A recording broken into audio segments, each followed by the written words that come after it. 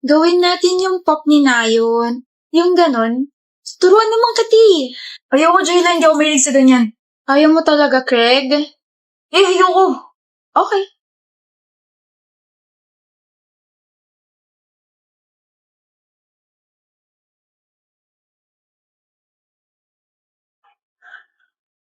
Hirap. Paano ba kasi ginagawa ng girlfriend ko? Nakakainis. Pop, pop, pop, you want it. Pop, pop, pop, 널 you want it. Pop, pop, pop, pop, pop, pop, pop, pop, pop, pop, pop, pop. Nagawa ko. Nagawa ko. Nagawa ko. Nagawa ko. Kanina ka pa dyan? Akala ko ba ayaw mo at hindi ka mahilig sa ganyan?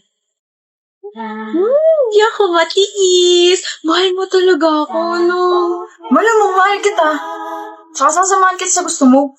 Kaya halika na, gawin na natin yung pop-up ng bias mo. Pop lang, hindi pop-up, Craig. Ano yan, paputok? Whatever.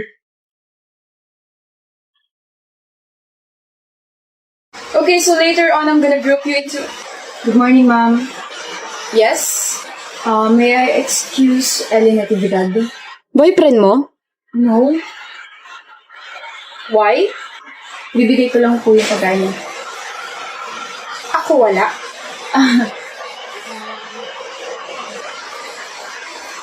Just kidding.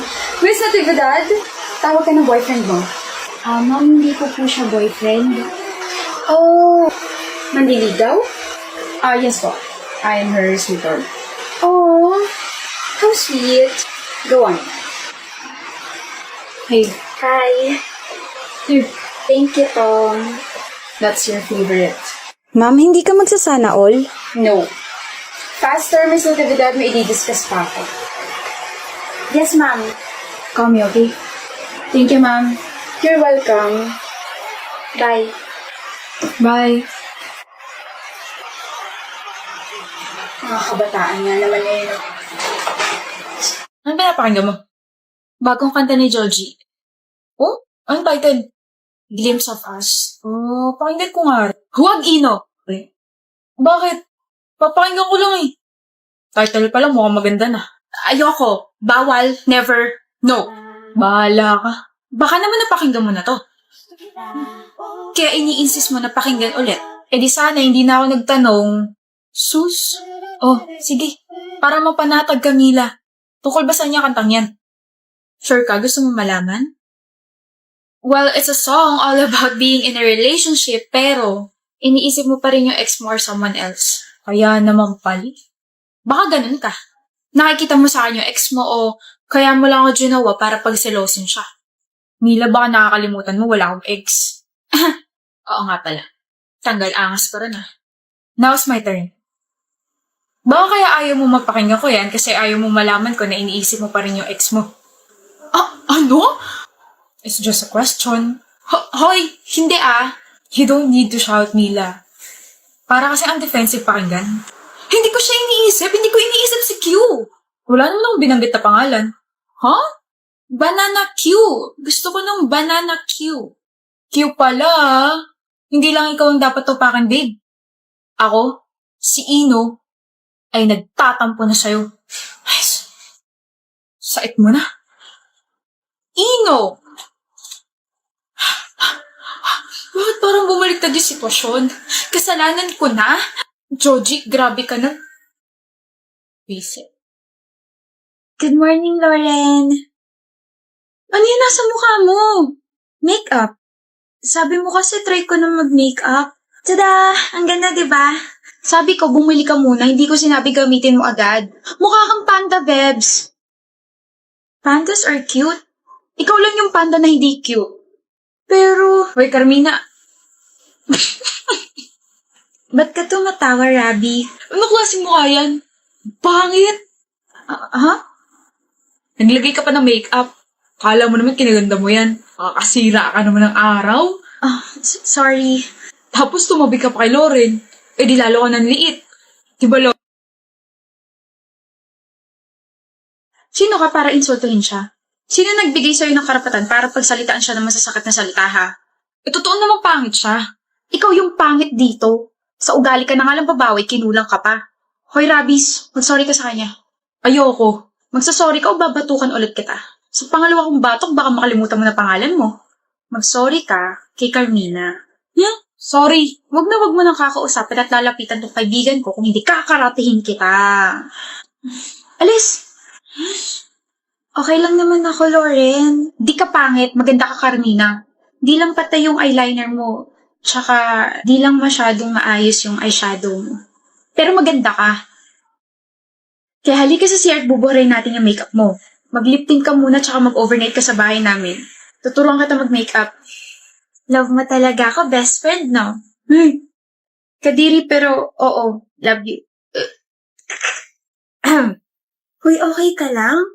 Eh di nagsalita ka rin. Hala siya. Nahihiya kasi ako. Alam mo na, first time nating mag-usap sa call. Huwag kang mahiya, ako lang to.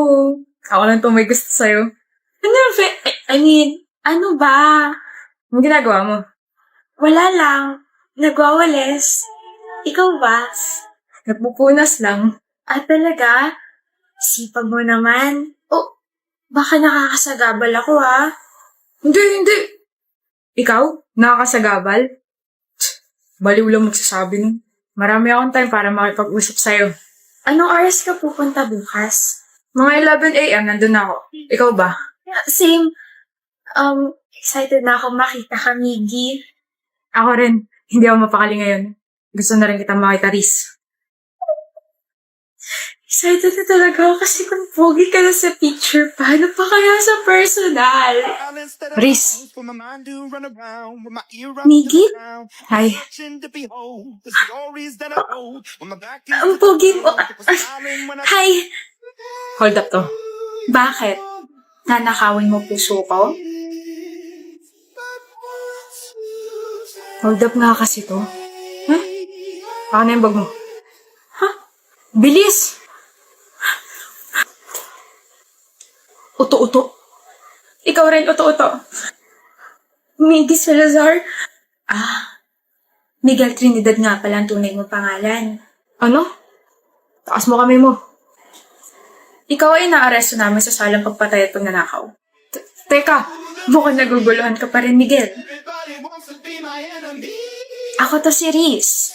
Isang pulis. Pasasan niyo na.